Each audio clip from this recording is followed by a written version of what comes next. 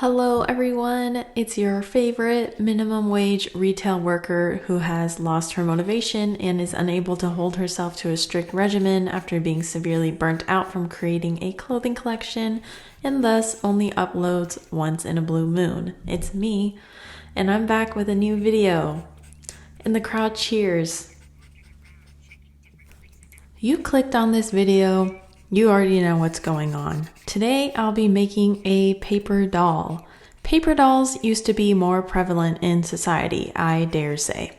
I have seen nary a paper doll in the last decade, at least. Ever since the rise of the iPad, dressing up oddly proportioned figures has been a breeze, but I digress.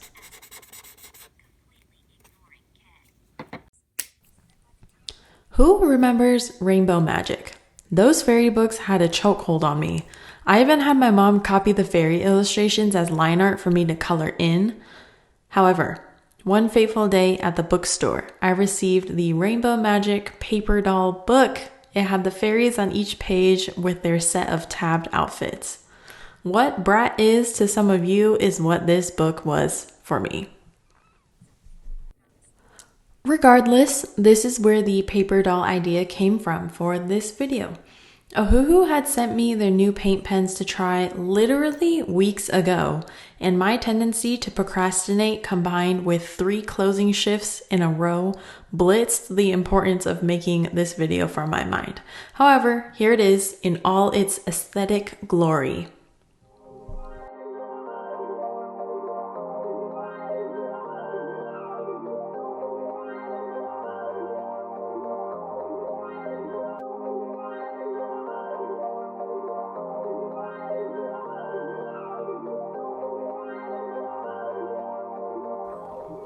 So, who is this paper doll?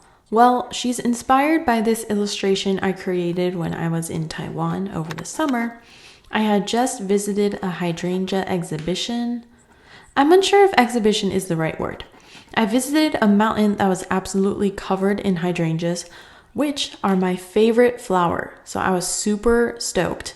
After that, I created this hydrangea mascot, a pink-haired thing, girl, woman, person that I actually turned into a tufted rug, and now she sits in my closet because I don't know where to put my beautiful rug, painstakingly crafted by shooting yarn into canvas for hours on end. So Ohuhu sent me these acrylic paint pens to try, which I'm super duper grateful for, and honestly, I marvel at this all the time. Like, I kind of decided to be an art YouTuber and then I became one, and now I get sent things like a real YouTuber. It's all very surreal. So thank you guys a lot.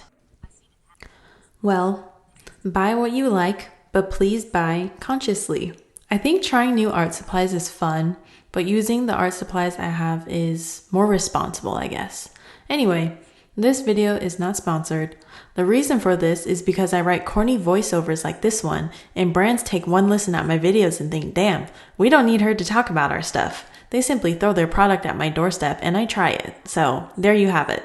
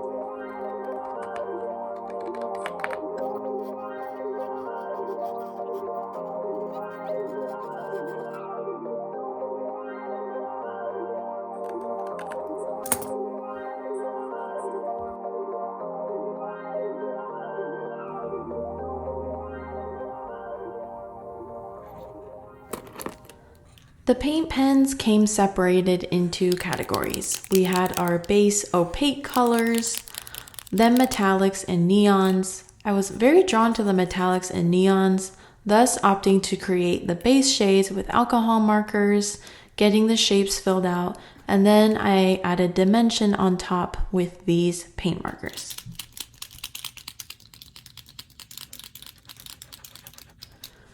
The first outfit we are tackling is the hydrangea set. I switched up the pieces later for the final review, but for now we are working with a hydrangea flower crown in cobalt, a tunic dress type situation in a dark pear and cream color, and brown boots I saw on Pinterest and rapidly found out I couldn't afford, yet I wanted them, yet I couldn't afford them, so I transformed them into paper, which I can't afford.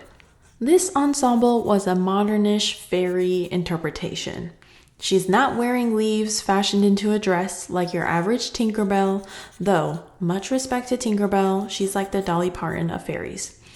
The boots are probably an upcycled leather situation, I would say. Maybe the buckles are crafted out of wire, everything seems to be handmade, so we praise our sustainable queen. Give her her flowers, which she will make into a crown that will wilt and die. Circularity.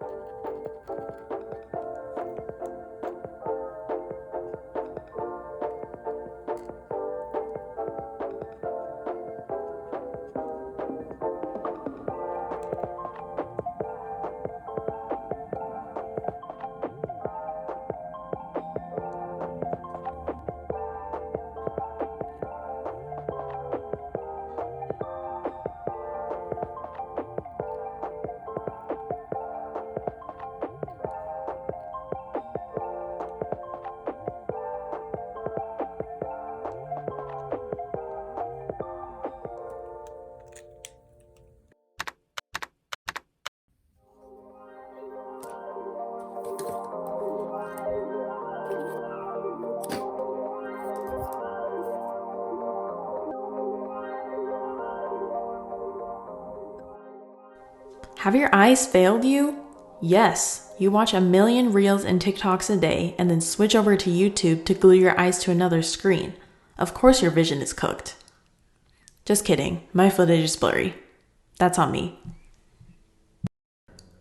The second outfit is focused on a classic color combo, blue and pink. We love her. I imagine this asymmetrical dress is a chiffon, dip-dyed into a red grape shade that fades into a bright pink and that fades into a cloudless blue. I added silver accents and some ballet shoes, as well as a headband to create an outfit no real ballerina would wear in a million years, but the posers can. Notice how I pirouetted gracefully away from saying ballet core until the last second?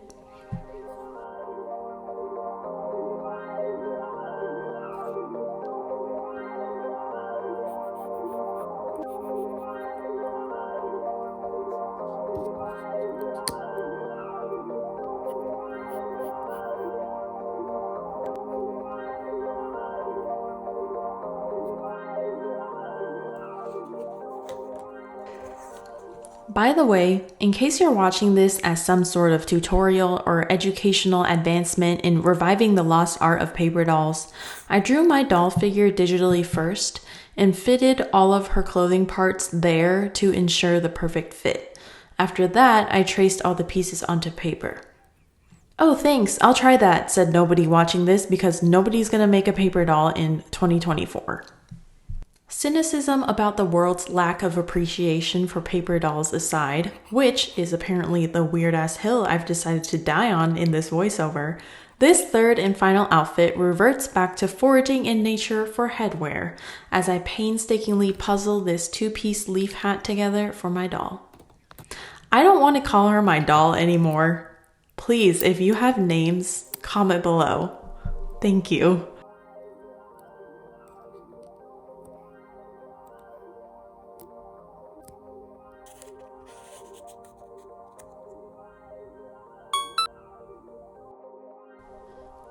After that rigorous testing to ensure my top-tier hat technology works, I moved on. At this point, I've gotten the hang of these markers and the ink flows smoothly as I line each piece with black to give it a cartoonish look. The dress turns out to look very daffodil adjacent and taps into a new color combination, bringing some cheer with the bright marigold and chartreuses. Honestly, why am I trying to sound cerebral in a video about making paper dolls? Is it the fashion major in me? Do I yearn for academia? Another thing I can't afford or go back to? Does that have anything to do with me chasing my childhood joys by creating things I would have liked as a kid to escape the misery of reality? Like a paper doll, perhaps? Much to think about.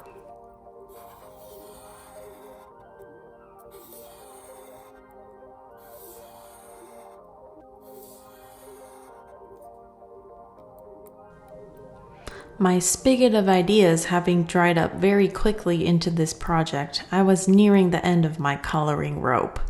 These patchwork pants were what stood between me and getting to lie down on my bed and falling into an afternoon nap.